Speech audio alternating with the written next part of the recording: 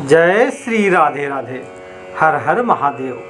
मित्रों, स्टार भजन कीर्तन के माध्यम से मैं प्रमोद शुक्ला आज आपको श्री जगन्नाथपुरी धाम के बारे की जानकारी मैं देने जा रहा हूँ। श्री जगन्नाथ मंदिर एक हिंदू मंदिर है। भगवान श्री कृष्ण जी को ये समर्पित है। भारत के उड़ीसा राज्य के तटवर्ती शहर पुरी में ये स्थित है। जगन्नाथ शब्द का अर्थ जगत के स्वामी से होता है। इसी कारण ये नगरी जगन्नाथपुरी या पुरी धाम कहलाती है। यहाँ पर दैनिक पूजा अर्चनाएं होती हैं। कई वार्षिक त्यौहार भी आयोजित होते हैं जिनमें सहस्त्रों लोग भाग लेते हैं। अगर देखा जाए, इनमें से सबसे सर्वाधिक महत्व का त्यौहार होता है रथ यात्रा, जो आषाढ़ शुक्ल पक्ष की द्वितीया तिथि को मनाया जाता है। रथ यात्रा जून या जुलाई माह में आयोजित होता है। इस उत्सव में 3 मूर्तियों को अति भव्य और विशाल रथों में सुसज्जित होकर यात्रा इनकी निकाली जाती है। यहाँ के वैष्णव धर्म की मान्यता है कि श्री राधा और श्री कृष्ण की युगल मूर्ति के प्रतीक स्वयं श्री जगन्नाथ जी हैं। इसी प्रतीक के रूप श्री जगन्नाथ से संपूर्ण जगत का उद्धार हुआ है। श्री जगन्नाथ जी रथ यात्रा में भाग लेने के लिए, इसके दर्शन करने के लिए लाखों हजारों संख्या में वृद्ध, बाल, युवा, नारी दूर दूर देशों से भी आते हैं। संध्या तक ये तीनों ही रथ मंदिर में पहुंचते हैं। अगले दिन भगवान रथ से उतरकर मंदिर में प्रवेश करते हैं और 7 दिन वहीं पर रहते हैं। गुड़ीचा मंदिर में इन 9 दिनों में श्री जगन्नाथ जी के दर्शन को आड़प दर्शन भी कहा जाता है। श्री जगन्नाथ जी के प्रसाद को महाप्रसाद माना जाता है। अन्य तीर्थों के प्रसाद को सामान्यता प्रसाद ही कहा जाता है।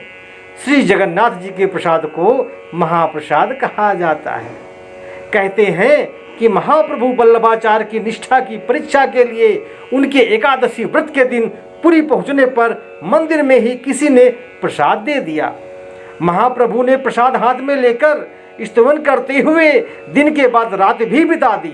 अगले दिन द्वादशी को स्तवन की समाधि पर उस प्रसाद को ग्रहण किया और उस प्रसाद को महाप्रसाद का गौरव प्राप्त हुआ। नारियल, लाई, गजामुन और मालपुआ का प्रसाद विशेष रूप से इस दिन मिलता है। रथ यात्रा माता सुभद्रा के द्वारका भ्रमण की इच्छा पूर्ण करने के उद्देश्य से श्री कृष्ण व बलराम ने अलग अलग रथों में बैठकर करवाई थी। माता सुभद्रा की नगर भ्रमण की स्मृति में यह रथ यात्रा पुरी में हर वर्ष होती है। इसकी कहानी कुछ इस प्रकार है। राजा इंद्रधुम्न जो सपरिवार नीलांचल सागर के पास रहते थे, उनको समुद्र में एक विशालकाय काष्ठ दिखा।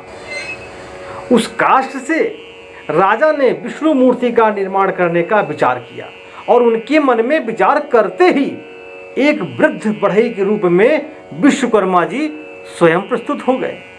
उन्होंने मूर्ति बनाने के लिए एक शर्त रखी। कहा कि जिस घर में मैं मूर्ति बनाऊंगा उसमें मूर्ति के पूर्ण रूप बन जाने तक कोई नहीं आएगा। राजा ने इसे मान लिया। आज जिस जगह पर श्री जगन्नाथ जी का मंदिर है, उसी के पास एक घर के अंदर मूर्ति निर्माण श्री विश्वकर्मा जी वृद्ध बढ़ई के रूप में करने लगे। और राजा के परिवारजनों को यह ज्ञात न था कि वह वृद्ध बढ़ई आखिर है कौन। कई दिन बीत गए, द्वार बंद रहा। महारानी ने सोचा कि बिना कुछ खाए पिए ये वृद्ध कैसे काम कर सकेगा। उन्हें चिंता होने लगी। इतने दिन हो गए, ये वृद्ध बढ़ई पता नहीं जीवित है या मर गया। महारानी विचार करने लगी। महारानी ने महाराजा को अपनी सहज शंका से अवगत कराया। महाराजा के द्वार खुलवाने पर वह वृद्ध बढ़ई कहीं नहीं मिला, लेकिन उसके द्वारा अर्धनिर्मित श्री जगन्नाथ जी, सुभद्रा तथा बलराम की काष्ठ मूर्तियां वहां पर मिल गई। महाराजा और महारानी दुखी हो उठे, लेकिन उसी क्षण दोनों को एक आकाशवाणी सुनाई पड़ी। व्यर्थ दुखी मत हो, हम इसी रूप में यहाँ रहना चाहते हैं। मूर्तियों को द्रव्य आदि से पवित्र कर स्थापित करवा दो। आज भी वे अपूर्ण और अस्पष्ट मूर्तियाँ पुरुषोत्तम पुरी की रथ यात्रा और मंदिर को सुशोभित कर रही हैं। जो भक्त लोग इनके दर्शन को आते हैं उनकी सारी मनोकामनाएं पूर्ण होती हैं। जगन्नाथ मंदिर का एक बड़ा ही आकर्षण यहाँ की रसोई मानी जाती है। यह रसोई भारत की सबसे बड़ी रसोई के रूप में जानी जाती है। इस विशाल रसोई में भगवान को चढ़ाने वाले महाप्रसाद को तैयार करने के लिए 500 रसोइयाँ तथा उनके 300 सहयोगी काम करते हैं। श्री जगन्नाथपुरी पहले नील माधव के नाम से पूजे जाते थे, जो भील सरदार विश्वास के आराध्य देव थे। अब से लगभग हजारों वर्ष पूर्व भील सरदार विश्वास नील पर्वत की गुफा के अंदर नील माधव जी की पूजा किया करते थे। मध्यकाल से ही यह उत्सव अतीत हर्षोल्लास के साथ मनाया जाता है। इसके साथ ही यह उत्सव भारत के ढेरों वैष्णव कृष्ण मंदिरों में भी मनाया जाता है एवं यात्रा निकाली जाती है।